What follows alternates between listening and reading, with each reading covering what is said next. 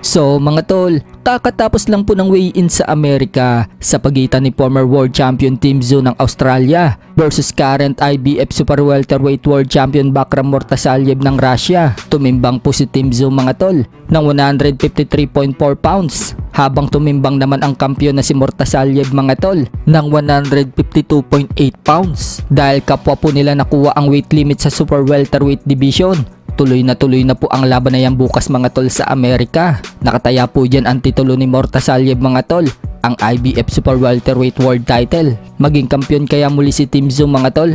Ano sa tingin nyo?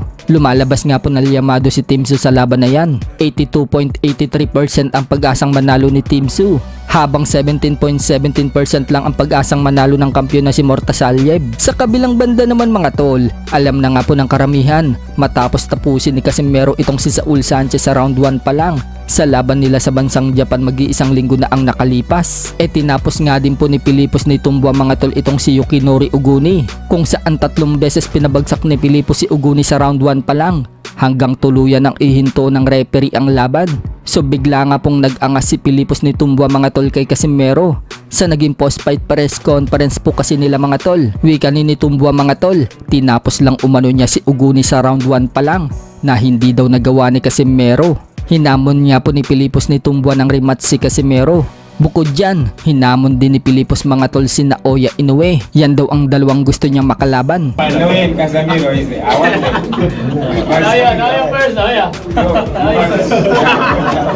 Casimero and Inoue, I want them.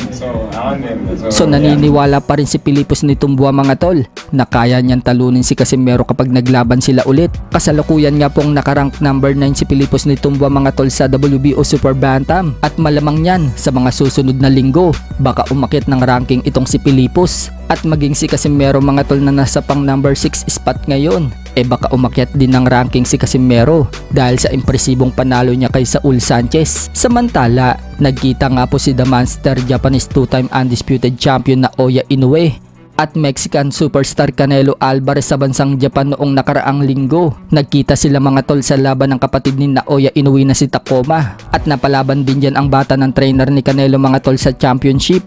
Kaya yan na po ang pagkakataon na magkita ang dalawang star sa boxing. May mga Pinoy fans naman ang nagkomento sa litrato na yan mga tol.